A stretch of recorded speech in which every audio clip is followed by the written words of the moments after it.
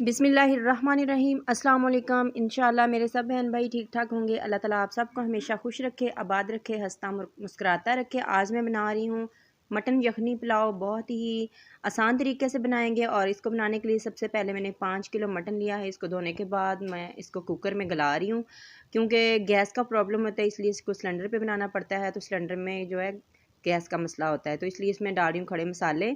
थोड़ा सा मैंने पानी डाल दिया है। यहाँ पर मैंने 2 चम्मच लिया है ज़ीरा, थोड़े से दालचीनी के टुकड़े और 1 चम्मच ली है काली मिर्च, 2 बड़ी इलायची ली हैं और कुछ लौंग लिए हैं।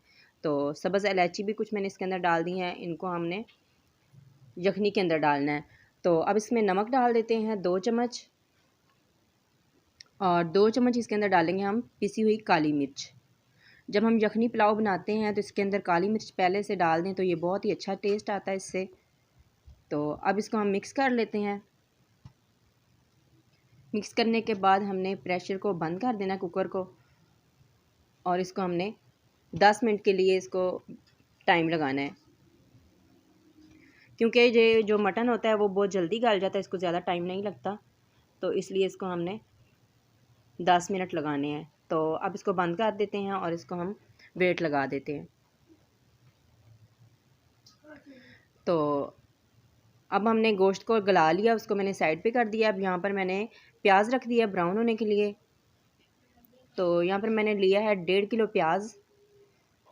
इनको स्लाइसेस में मैंने काट लिया दरमियाने साइज़ के, और अब हम इसको फ्राई कर लेते हैं। तो इसको हमने डार्क ब्राउन नहीं करना, इसको हम सुनहरा सुनहरा फ्राई करेंगे। तो इसको थोड़ा सा फ्राई करने के बाद अब हमने इसके अंदर डाल देना है लहसुन, अदरक और हरी मिर्च का पेस्ट। तो आधा आधा पाव तीनों चीज़ें लिए मैंने, अदरक और लहसुन और हरी मिर्च तीनों चीज़ें आधा आधा पाव हैं। तो इनको पेस्ट बना लिया था मैंने थोड़ा सा पानी मिक्स करके। तो अब इसको हम थोड़ा सा फ्राई कर लेते हैं। तो साथ ही यहाँ पर डाल देंगे 3 से 4 चम्मच ज़ीरा, साबुत ज़ीरा। पुलाव में ज़ीरा जो है बहुत ही अच्छा टेस्ट लाता है। तो अब मैं यहाँ पर डाल रही हूँ 2 बिरयानी मसाला के पैकेट, और यहाँ पर कुटी हुई लाल मिर्च डाल देंगे 3 से 4 चम्मच। और इसी टाइम पे हम जो टमाटर है उसको मैंने पेस्ट बना लिया था, आधा किलो टमाटर लिए थे, उनको मैंने पेस्ट बना लिया था। तो मसाले के साथ ही हम डाल देंगे ताकि मसाले भी भुन जाएं। थोड़ा सा इसके अंदर पानी डाल के वो भी इसके अंदर शामिल कर देते हैं ताकि मसाले हमारे अच्छे से भुन जाएं। तो अब मैं नमक डाल देती हूँ इसमें, बाद में हम चेक कर लेंगे, अगर और ज़रूरत होगी तो नमक इसमें हम और डाल लेंगे। इसको हम चम्मच लाते हुए अच्छे से भून लेंगे। तो हमारा जो मसाला है भुन चुका है। अब इसमें हमने जो यखनी हमने तैयार की थी उसका जो यखनी हम रहने देंगे, उसका जो गोश्त है मटन है वो हम निकाल कर इसके अंदर डाल लेंगे। तो यखनी हम बाद में इसके अंदर डाल लेंगे।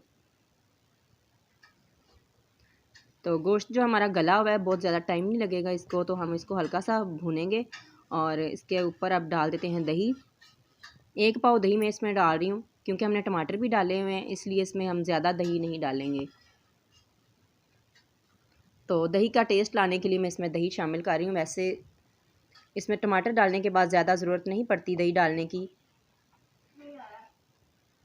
तो अब इसमें डाल देते हैं चावल। चावलों को मैंने आधा घंटा पहले भिगो कर रख दिया था।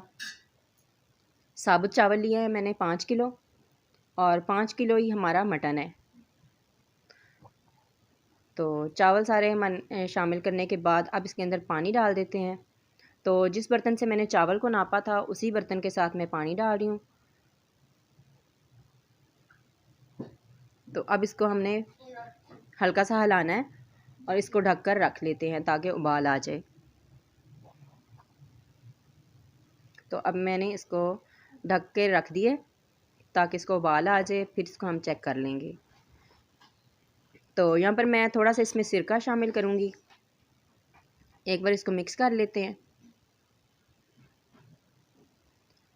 सिरका डालने का फ़ायदा होता है कि जो चावल होते हैं वो आपस में जुड़ते नहीं हैं, खिले खिले बनते हैं, इसलिए इसमें मैं 1 कप के करीब सिरका डालूँगी, जो सफ़ेद सिरका होता है सब्ज़ी वाला। तो अब इसको फिर से एक बार मिक्स कर लेते हैं।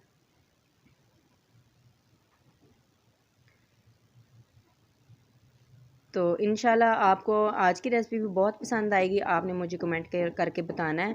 कल की वीडियो भी मुझे बहुत ही अच्छी लगी, आप लोगों ने मुझे फ़ीडबैक बहुत ही अच्छा दिया, मुझे बहुत ही अच्छा लगा है। आप सबका बहुत बहुत शुक्रिया और मेरे साथ बस इसी तरह तावन करते रहा करें। अल्लाह ताला आप सबको हमेशा खुश रखे। अब हमने इसका जो पानी है खुश्क हो गया, अब इसको दम लगा देते हैं।